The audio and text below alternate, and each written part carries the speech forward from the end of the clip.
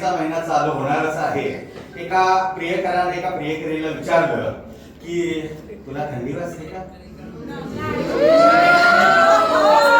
तर त्यातून एक कविता निर्माण झाली आणि त्या कविता मी सादर करतोय. पाऊस पडत होता वेलीव फुलाव पानाव तुझ्याव आणि माझ्याव. पाऊस पडत होता वेलीव फुलाव पानाव तुझ्याव आणि माझ्याव. मी म्हणलं गारटलीस? ती म्हणली मी म्हणलं गारटलीस? ती म्हणली नह. तिच्या डोळेवरचं फूल माझ्या पोटाजवळ आलं आणि तिला काय म्हणायचंय सांगून घे. अशीच एक कविता होती माझ्या जीवनात घडलेली.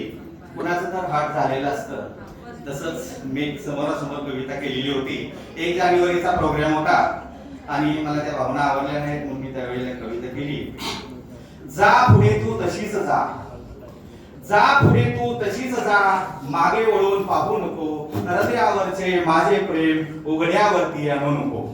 तुझे तू आणि माझे मी, तुझे तू आणि माझे मी, गणित असे जमू नको. फूल नाही म्हणून तू झाडाला दोष देऊ नको.